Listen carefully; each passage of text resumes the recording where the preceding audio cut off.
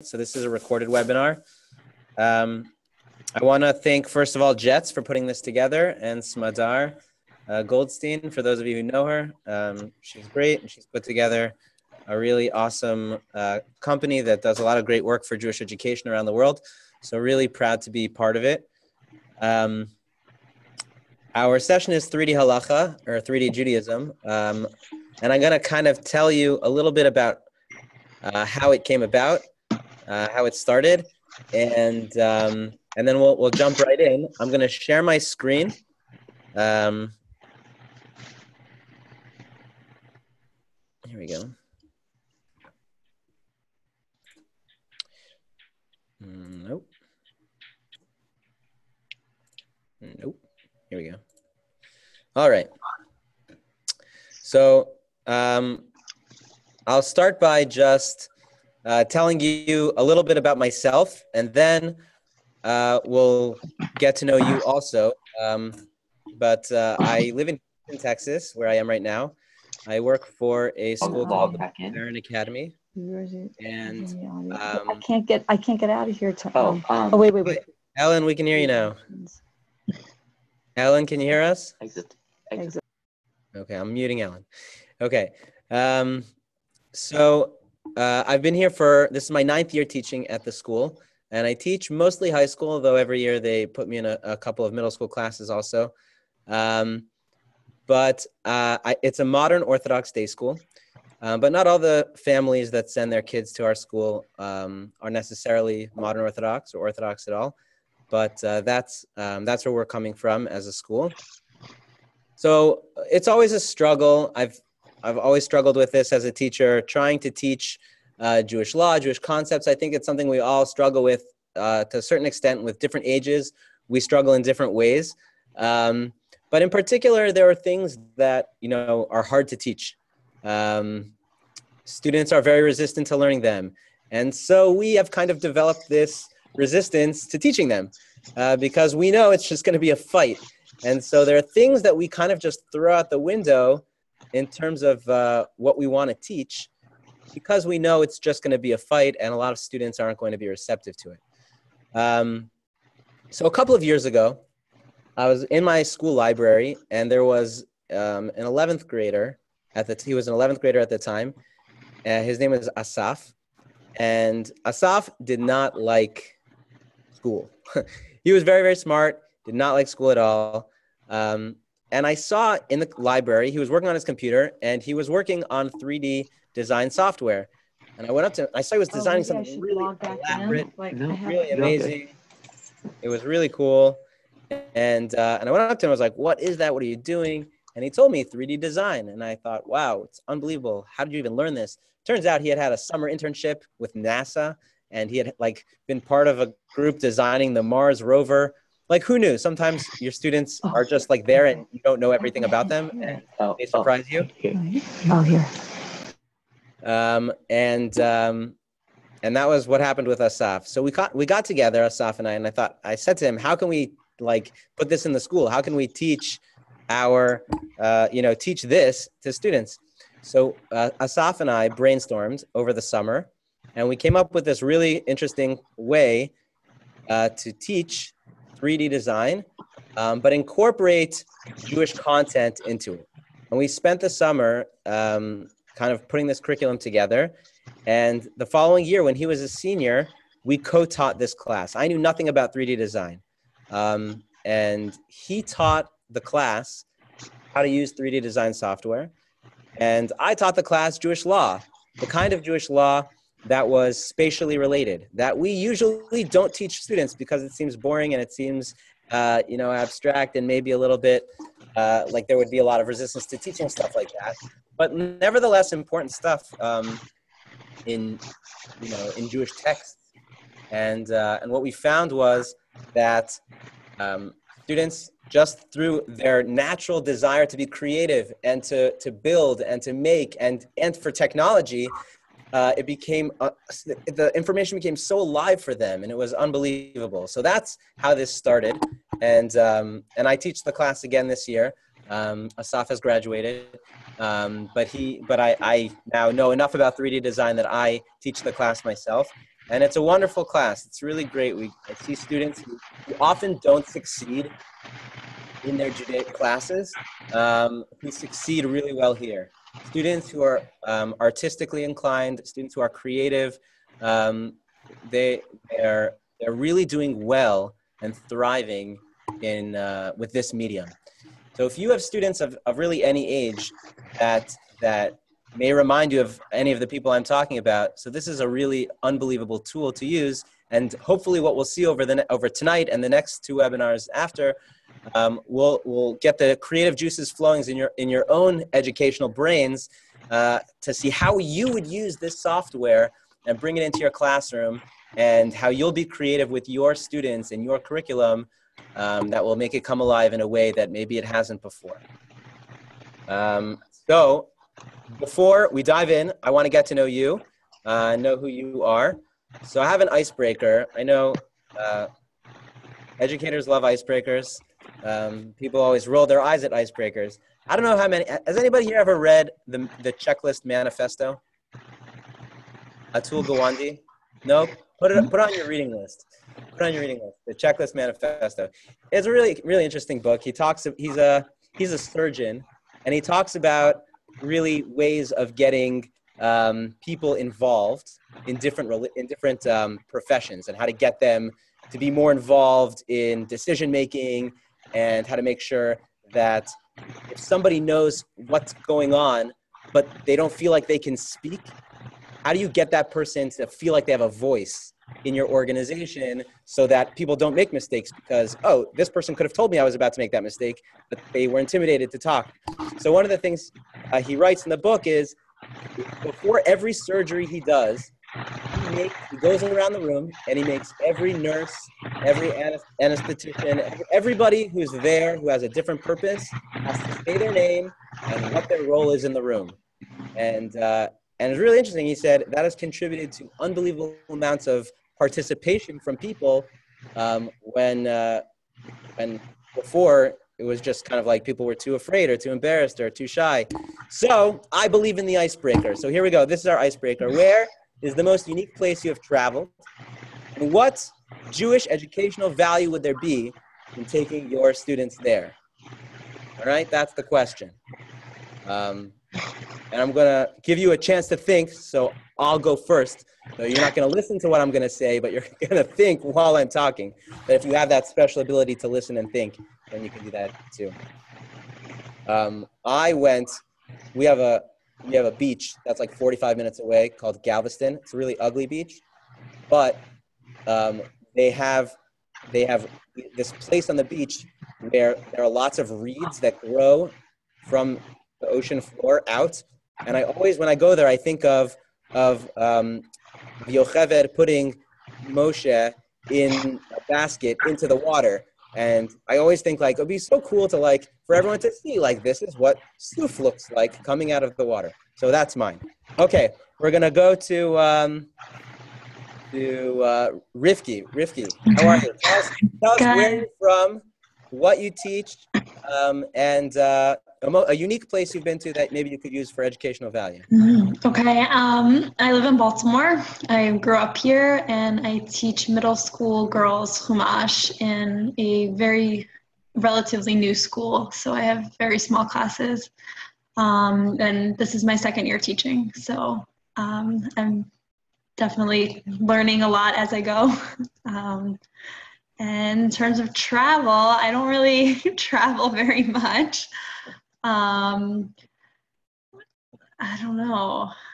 You're so close to the White House. You're in Washington. That's true. Right. I guess. Right. I traveled to DC. I definitely think, it's like I think I guess students in schools in Baltimore, they do have the opportunity to engage in like the political process and a lot of Israel advocacy because we live so close to DC. So I guess that's awesome. Yeah. Wonderful. Well, thank you for joining, Rivki. We're excited to have you. Thank you. All right. Michael? Hi, I'm Michael. I teach at Frankel Jewish Academy in the Metro Detroit area. I teach Tanakh. It's my second year teaching. The school is also a small school. It's a non-denominational school. And the most unique place I've traveled would have to be El Salvador. And the Jewish educational value, I think, would be the reason that I was there. I was on a American Jewish World Service rabbinical student delegation. And I think the educational value in that is the perspective that we got. While I think that it's naive to say that spending a week and a half in El Salvador means I got to experience poverty, I certainly think that I have a new perspective on it. And the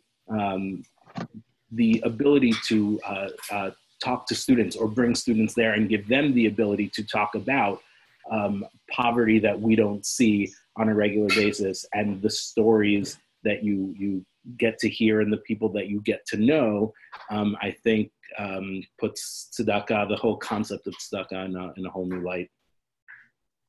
That's beautiful. Thank you so much for sharing that, Michael. Thank you. Very glad you're here. Me too.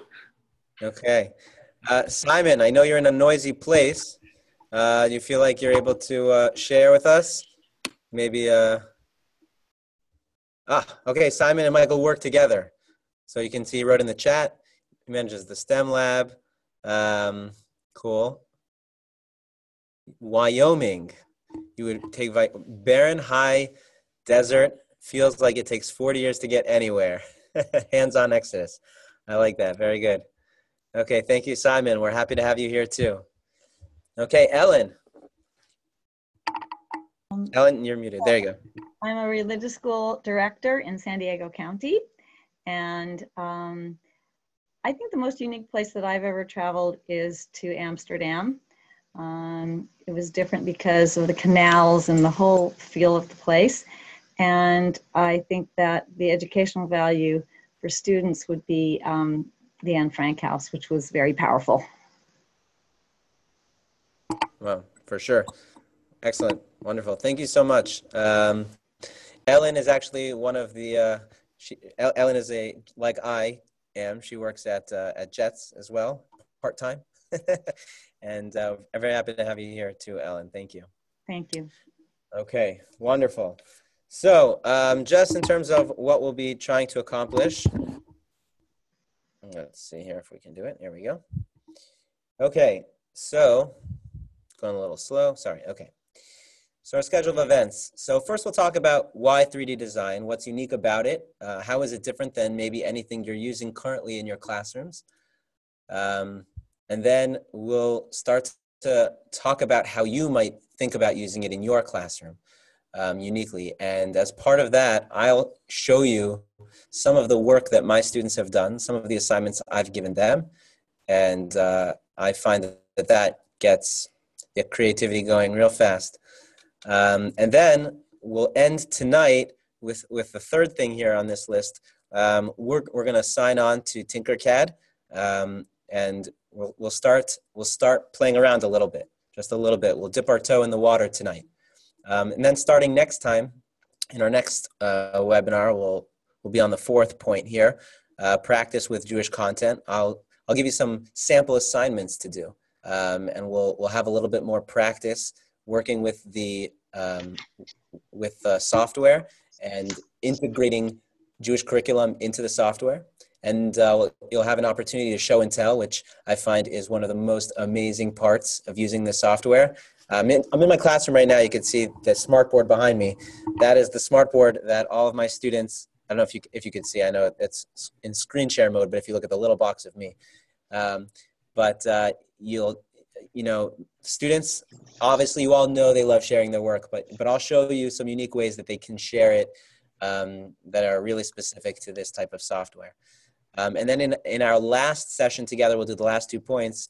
We'll look at open source designs, and which is a really important and really pretty a big part of this whole process, which is basically how to utilize things that are already out there, and finding the world of open source 3D design, things that other people have created, and connecting with other people over your designs and being in that world, which is really cool. And then we'll end with just some takeaways. Okay, so that's the schedule of events. Any questions? Any comments? Awesome. Just excitement. Okay, so let's start with why 3D design. So here are like the list of things that I put together that excite me about this. I'm starting at the top in the yellow box. As I said, this opens the door to new topics and texts that I think normally we as educators shy away from. And I'll give you examples of that, but I'll just tell you right away. I learned the Mishnayot of Eruvin with my high schoolers. I never would have learned Mishnayot Eruvin with high schoolers. That's a terrible choice. But it lends itself to designing neighborhoods, homes, city planning. It's an unbelievable, it's great. Every Mishnah is a new design, and I'll show you some pictures of things that my students designed. And it was so interactive and amazing. Going around clockwise, increases student engagement, which is obvious, teaches a 21st century skill. By the way, parents love that. Parents love hearing like, oh, that's so cool that my kid is learning 3D design software. Encourages maximum creativity. I give the same assignment I have 15 kids in this class. I give the same assignments, and I don't get back two things that are anything alike, which is unbelievable. It's just, it's really unique, the creativity that it lends itself to. Problem-based learning, which you'll see also. One of the things we do is when we learn something in Jewish law, for example, so we'll have to figure out how to design it properly. For example, a Chanukiah, something as simple as a Chanukiah. There are ways that a Chanukiah can be made to be acceptable in Jewish law, and there are ways that it would not be necessarily acceptable in Jewish law. So I might design a non-kosher Chanukiah, send the design to my students, and tell them you have to now make it. You have to make this thing that I gave you. You have to change it to make it kosher, so that everything is in a line and everything is equidistant, and that there's the right number of spaces for candles. So there's a lot of problem-based learning. And finally, students are free to explore and take risks. There's like no way to do poorly on these assignments, which some teachers feel uncomfortable with.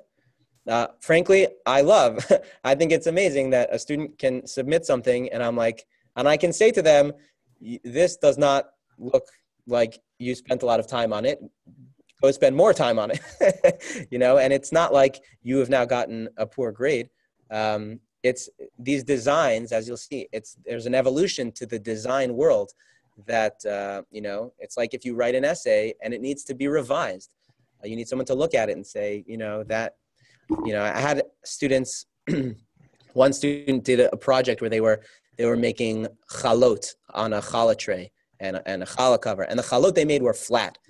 And I said, I've never really seen a challah that looks like that. Why don't you make it fluffy looking? And she was a little hesitant, She was like, yeah, well, I'm already done with this. And I said, well, why don't you see if you can make it better? And that's kind of how this goes. There's not really failing. There's the ability to try new things and to update and to create and to recreate. So those are the reasons I love 3D design. And I'm sure you'll come up with your own as we go through this process. Okay. Just quickly, everybody wants to know, oh, you use 3D design, you must be using a 3D printer. I do not use a 3D printer. I do not own a 3D printer. My school does not want to invest any money in 3D printing, and I'm totally okay with that. The picture that you are looking at is of my students 2 years ago, the first time I taught this class with Asaf. We found somebody with a 3D printer, and it was so nice. It was great. We were so excited. We printed, we all designed a tefach ruler. Everybody in the class had to design a ruler the size of a tefach, pretty small Jewish measurement, about the size of a fist. And we're so excited. It was amazing. We spent so much time making them perfect. And we even, I'm gonna stop the screen share for a second and go back to me. Hold on, how do I do it? Stop share. Because I want to just show you. So we created, this is an example, right? This is one of the tefach sticks we printed. By the way, there are 4 etzbaot in a tefach, so they had to make the etzbaot thing, right? And we did this before Sukkot, so we could actually go out to the school sukkah and we could see, is our sukkah kosher? But we wanted really amot, but amot are too big to print. So we problem solved. We figured out that if we made these little screws at the end and at the other end we made a hole, then we could take everybody's and we could screw them in together, and we could put 6 of them together to make an amma. And we would measure and it would be amazing. And the printing process is slow and it is expensive and it is annoying because it breaks. And you could get a 3D printer, and if you have one, you could use it, and that's all awesome and great. But you don't need it. And I would venture to say that you'll be better off if you just focus on the designing, because that's really what's fun. We felt that the 3D printing actually slowed us down and made us more frustrated. But that's up to you. So if this is something you want to bring to your school, it's not something you have to go to your principal and say, I need $3,000 for a 3D printer in order to do this. That's not what this is. This is more about the designing process than the printer. Okay, how are we doing? Questions, comments? I know I'm doing a lot of talking, but we will get to the fun part. I want to show you some of the examples of things that my students have designed. Holidays are a very easy thing. If you do anything with holidays, this is particularly like a really good thing for middle schoolers, but if you do high schoolers also, I did these with high schoolers. This is like just an easy way to get students in the mood for a holiday, and to teach laws about certain things. What goes on the Seder plate, right? So when a student has to actually create the Seder plate, and they have to actually make what they think the food might look like and put it on the Seder plate, that's a type of learning that is much more impactful than reading it in a text and having to memorize it and having to take a test. The same is true about, as I said before, the laws of a kosher Chanukiah. Purim, we just like to have fun on Purim. This was just a fun assignment, the Mishloach Manot that you see that my student Noah made. This was a really fun assignment. It was already like Purim time was like the end of the year. They had been doing this a long time. They were good already. So I told them they had to find a picture online of Mishloach Manot, right? Something really cool that they liked. And they had to turn it from 2 dimensions into 3 dimensions. And it was like a still life, right? So like they had to take just some picture and make it completely 3D so that you could go all the way around it and see what it would look like be in the picture. And it was awesome. They loved it. It was just a fun way to get them in the mood for Purim. So that's an easy thing. Holidays are very easy. But I want to show you, as I mentioned before, we also can do more advanced things. I just started this unit with my class now, where we're learning about a synagogue. We're learning about a shul. What goes into a shul? What does it look like? What are the components that a synagogue has? Why are they important? I have 15 students designing their own unique synagogues, their own unique Aron Kodesh, their own unique mechitzot, bima, shulchan, bookcases, everything, you name it. You see it right there. So, just a lot of creativity, and the kids, they're so proud. I mean, you can imagine a student who makes something like this, how proud they are to show it to everybody. Look what I made, look what I did. And to be able to really process, you go into a synagogue 1,000 times, but do you really process all the different components to it and understand why they're there and their purpose? It really gets them, they're really very creative when it comes to that. And you see a Seder table. I had a student who was really into Back to the Future. He made a Back to the Future themed Seder table. So that's what that is. But as I said before, we also did text. And this is something you could do. I'll show you how you can probably do this with Tanakh as well. But we learned the Mishnah from Eruvin, and these are cases from each Mishnah that my students designed. So these are just some things I'm showing you. First of all, it's always nice to brag about your students, but also because when you see things that other people are doing, you can think, how can I adapt this? How can I adapt this to me? So I want to just take a moment and ask, you've seen some things. What do you think? What's going on in your brain? Reflect a little bit about what you've seen so far, because right after this, we're going to jump into the Tinkercad software and we're going to start a tutorial. So let's just process for a second. And if you have something you're thinking about, something you might be able to, I wonder how I might be able to teach this using something like this, something spatial that my students can design. The floor is open.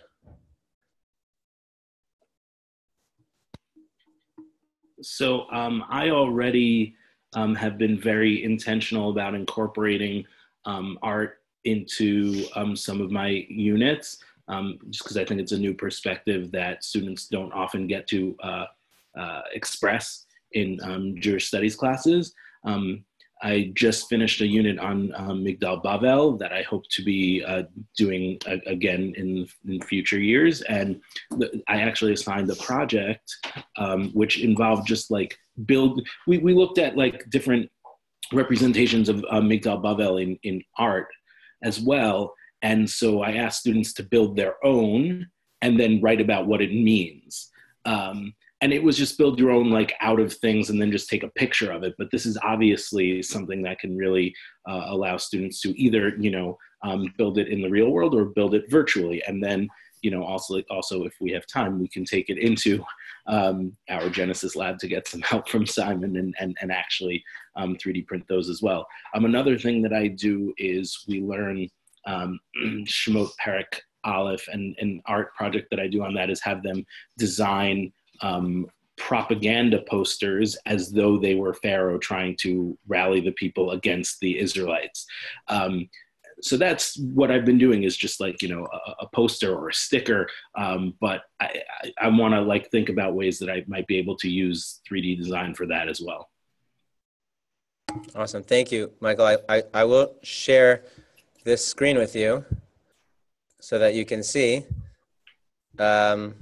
We did, this is the teva.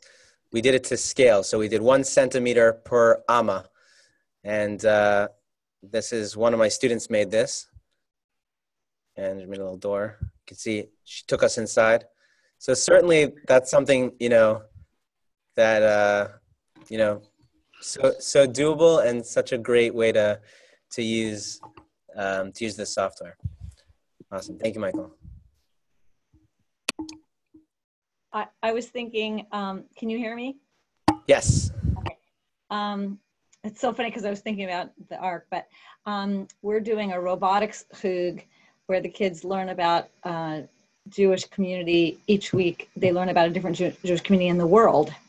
And I was thinking and then at the last class, after the robot is built, they remote control their robot around a huge world map to the places where they learned about. And I thought, wouldn't it be neat for them to design something 3D for each of the, maybe the synagogue in that community, or a custom in that community, even a food that community eats or whatever, so that there would be a 3D picture on the map as well for the robot to go to.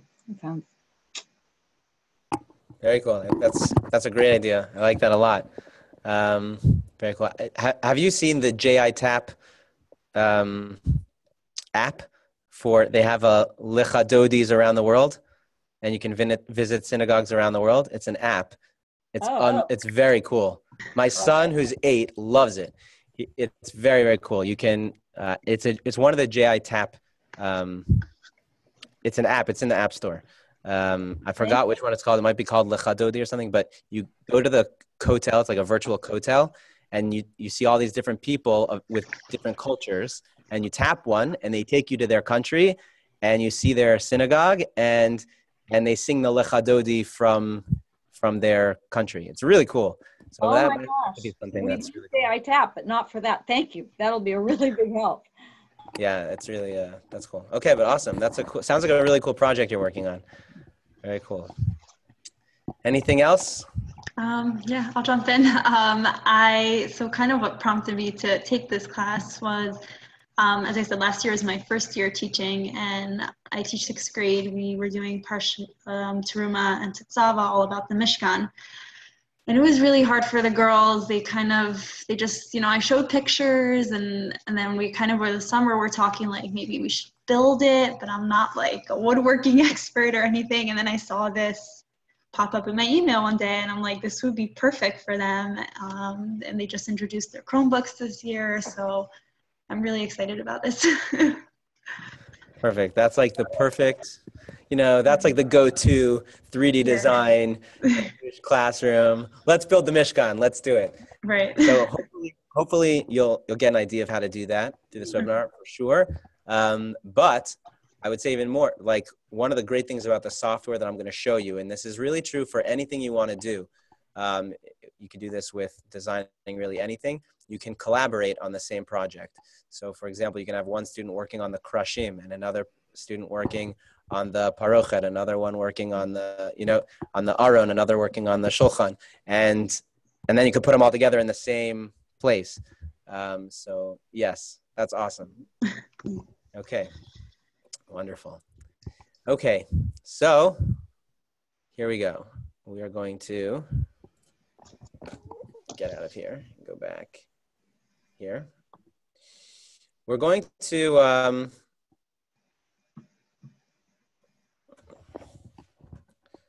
not screen sharing properly.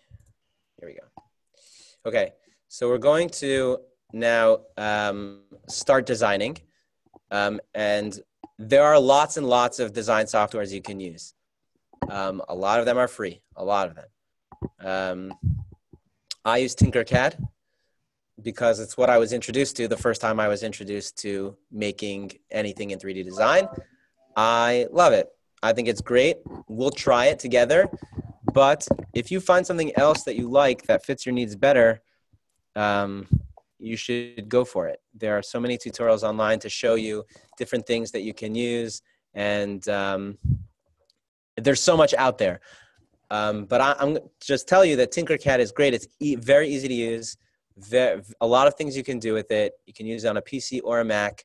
Although it can be used on an iPad, I would not recommend it. It's very difficult to maneuver on an iPad. iPads are not really made for creating content. They're more made for consuming content. And so you could use it on an iPad, but I wouldn't recommend it. But it's a great, great software. So I did ask in the email that if you had time to create a Tinkercad account. If you didn't, that's okay. It takes literally 14 seconds. It's a free account. But I'm going to ask you all now, I'm going to take off the screen share.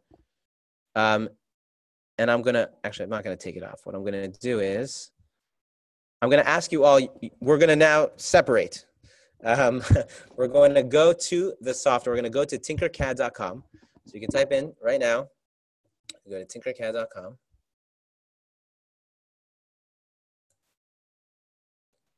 Share.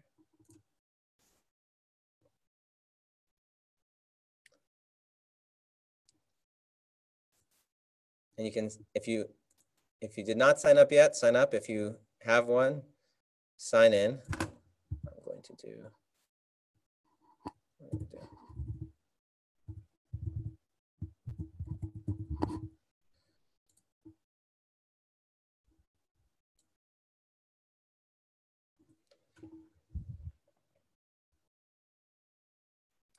Okay. What should happen is you should have something that kind of looks like this. You want to find lessons. Lessons?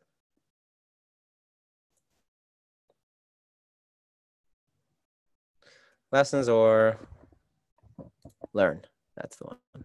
Learn? Yes, learn. That's it. Okay.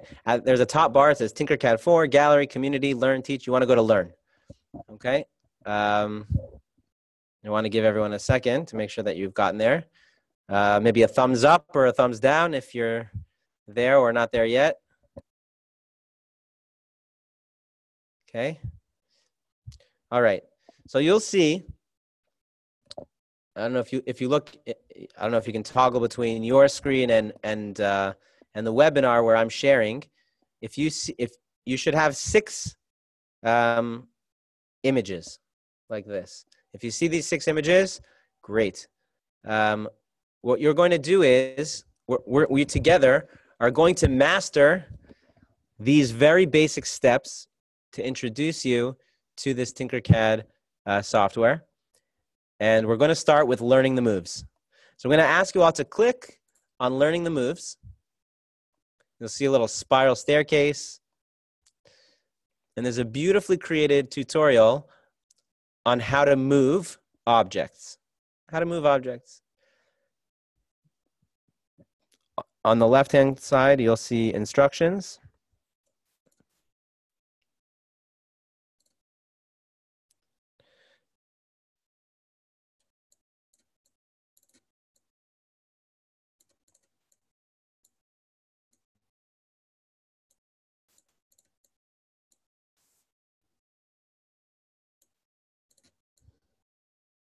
Okay, has everyone done it?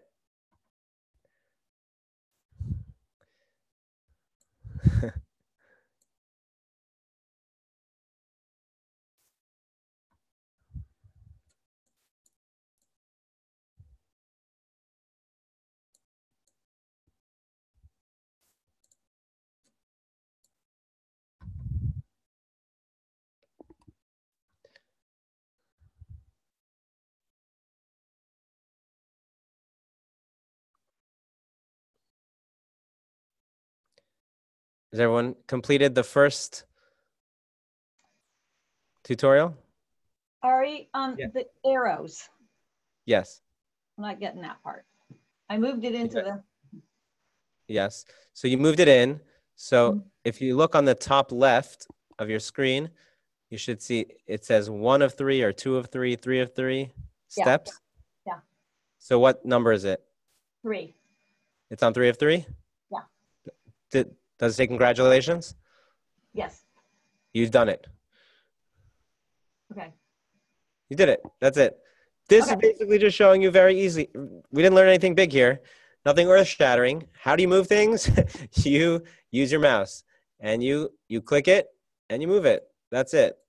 Very simple. Just like you would move anything intuitively on your computer, that's how you move something on Tinkercad. You can press the arrow where it says 3 of 3 on the top left.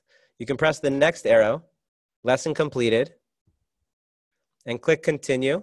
You're going to learn the camera controls, because one of the amazing things about 3D design is you can see it from all angles.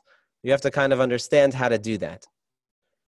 So in this lesson, you'll learn to check out your design by changing your view of the model using the view cube. Okay, there are 5 steps. Okay, the view cube, you'll see in your plane, on the top left of your plane, you'll see something that says top and front. That's your view cube. So you can go through all 5 steps.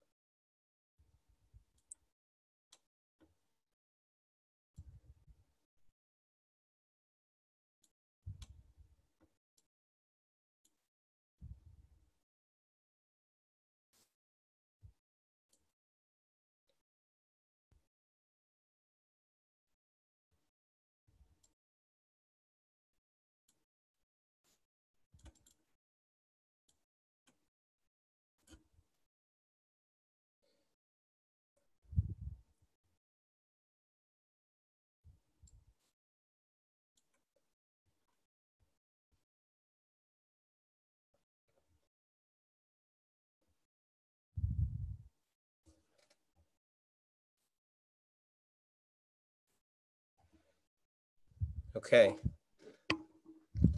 Has everyone seen Elvis? Okay, so just to summarize what you saw here in this second tutorial. By the way, I forgot to mention, but obviously I think by now you've seen just from this one, it's easier in the software if you have a mouse. Do you all have mouses? Is everyone using a mouse? No, not using a mouse. So it's a little more difficult if you don't have a mouse, but it's not impossible. A lot of my students use their touchpad.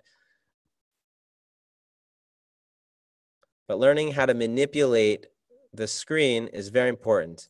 How to rotate, how to zoom in and out, and how to pan. Okay. Is everybody ready for the next one? Yes, are we ready? Okay, we're gonna move to the next one. So you can click next and continue. We're gonna learn how to create a hole. So I'm just gonna, this will walk you through it, but I wanna point out, if you can look at my screen for a second, So this up here, whenever you're working with anything on your plane, you're going to have one of these. This is called your inspector. On your inspector, it tells you basically the details of what you're working with. So let's say, for example, I'm working with a box. So this box has all the details right over here in my inspector. It's solid, it's red. If I wanted it a different color, I could do it there.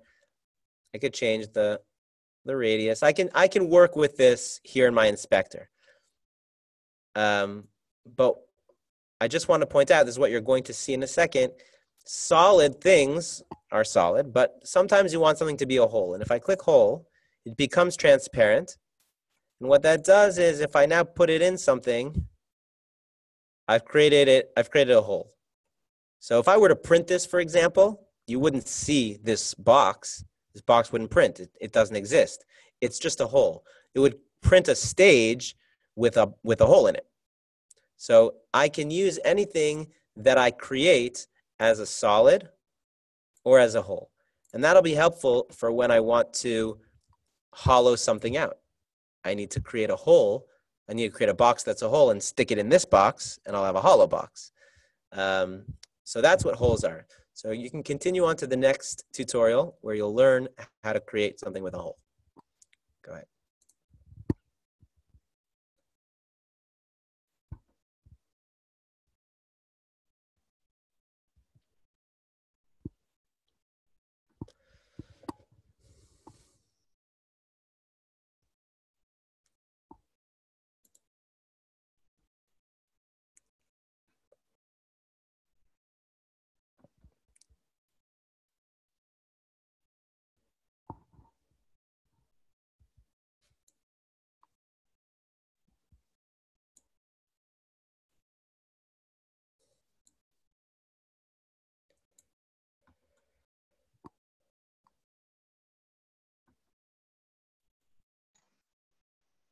Ari, Yes.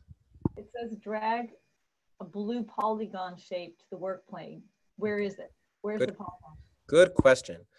On your right side, if you look at my screen, on your right side, you have here basic shapes. You can change that. There are different kinds of shapes.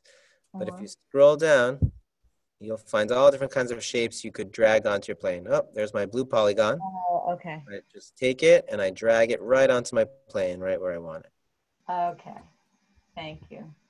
Sure. You notice that one of the reasons this is such a great tool, especially for beginners, is because there are all of these shapes that are already created. So you're not really sketching from nothing, but you have all these shapes that you can take and then manipulate them the way you want them.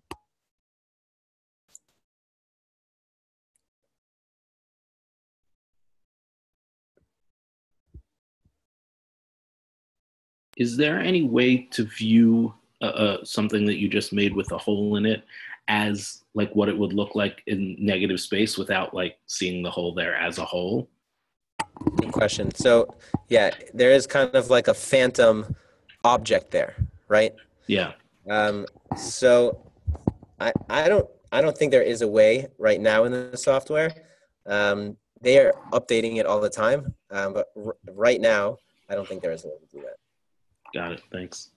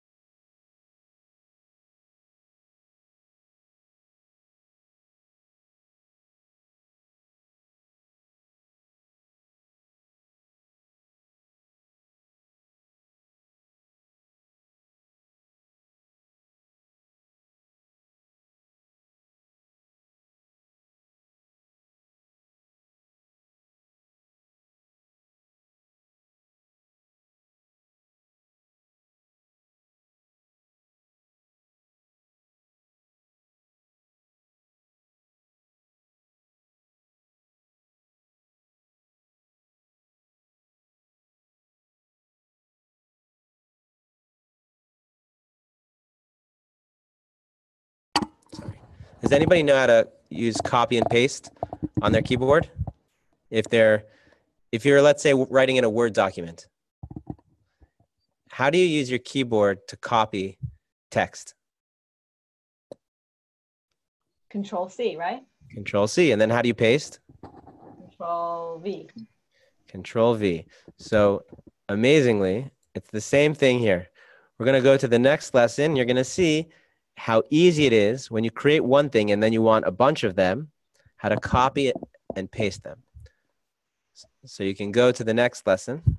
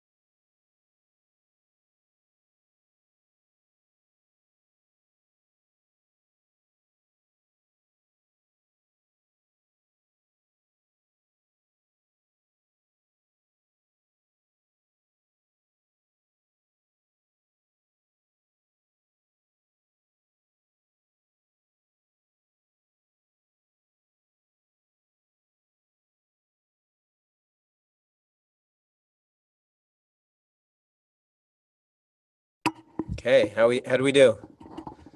Did we create the Olympic podium?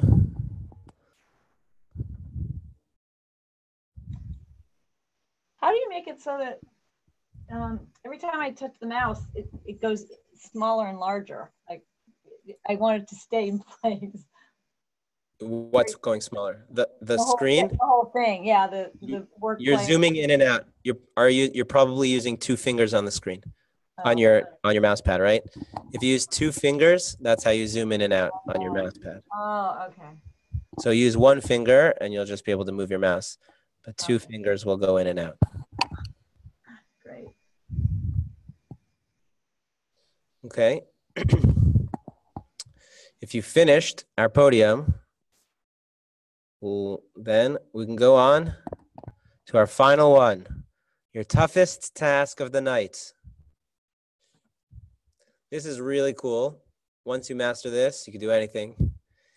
This tells you how easy this software is to use and how quickly your students will pick it up. There is text in this software that you can write whatever you want, and you can put it on and it can come up, it can be embossed, or you can make them all into holes and create an engraved look.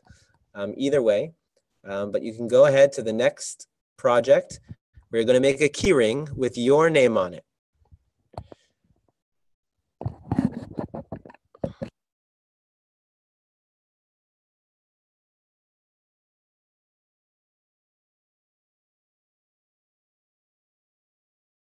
I know it says Katie. You don't have to write Katie. You can write your own name.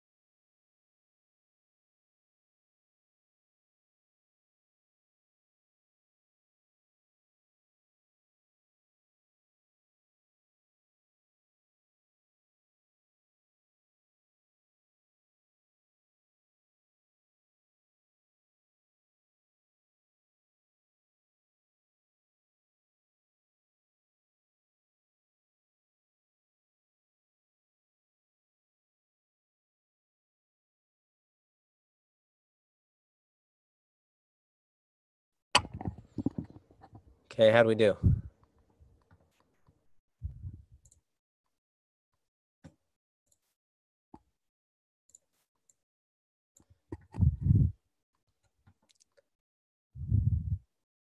Michael, you have the longest name, so.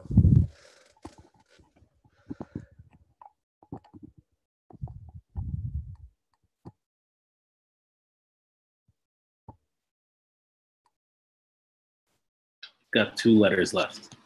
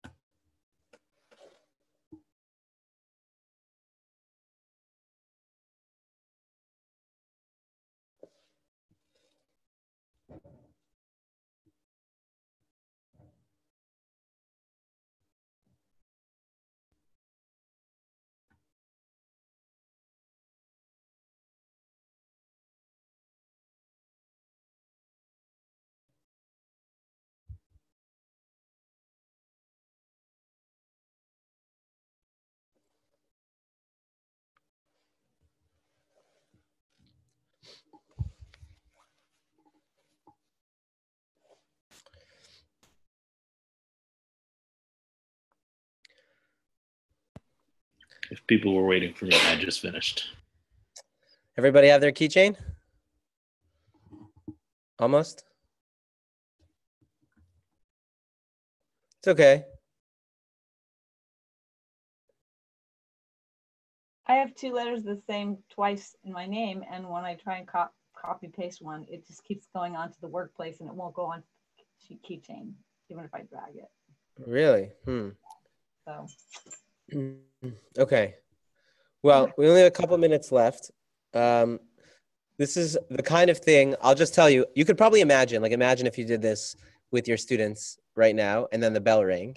So I'll tell you what happens with a bunch of immature, unmotivated high schoolers. The bell rings and they just sit there. That's what happens. They just sit there and they don't leave and they keep doing it. That's what happens every class. And then they go to their next class and they get in trouble for taking out their computer and working on 3D designs during math class. That's what will happen when you do this with your students. This will take over all their free time. They will start thinking, oh, what could I design? They will be better at this. The moment you introduce it to them, they'll be better at it than you are. It doesn't matter how much time you spend on it. So that's always what you want as a teacher, right? It's what you want them to be excited. You want them to keep working on it. So I'm going to give you an assignment. Our next meeting is Monday. Monday? I think it's Monday night. And there's one more lesson to complete on this. It's creating a die, right? Like for play. It's an interesting one. You'll see how to manipulate numbers in a different way, how to use numbers. It's very cool. But beyond that, feel free to explore this. Next time we meet, we're going to come back to this and we're going to do some things together. You're going to see how to take boxes and create different things and we'll do a lot more work together. This is obviously just the first time you're using this software. So don't be discouraged that if you think it took too long or if you're still having a little bit of issues. It's easily mastered. This software is easily. If I could do it, you can do it. So again, for next class, I want you to just do that one last lesson of the die. And I just want to ask quickly before we part for the evening, I just want to ask just if you have a reflection of this, of if you felt like this is something you can imagine now that you've actually seen the software and you've been in it, and you've seen a little bit, just a taste of what it can do. Any reflections on how you think you might use this with your Mishkan Rifki, or with your Around the World Ellen, right? Or Michael in Tanakh in some way. And so, what do you think? I think it'll be really good. I'm really excited about it. I do teach 6th grade, so they're a little younger. I think they're going to need a little more hand-holding. So I'll probably have to practice a lot before I introduce it. Yeah. But you'll get the hang of it quickly. You'll see. I would recommend, if you don't have a mouse, I would recommend getting it. You can pick them up. Yeah, I have it just in the other room. Yeah, it changes your world when you start using it. It's like, oh, wow, this is so much easier. Okay.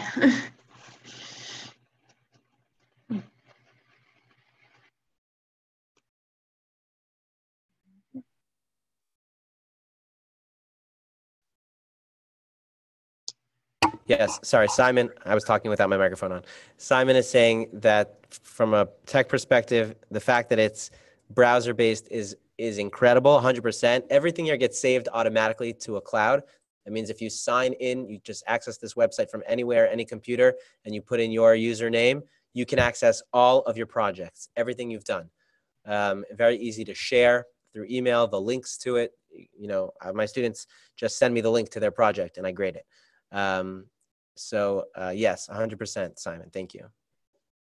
Yeah, I was going to say similar to that, the fact that it's very intuitive to me, which means it's probably even more intuitive to my students, and these tutorials are really straightforward, that like even just to learn this for my high schoolers at least, I can probably just assign as homework because I think they'll be really into it.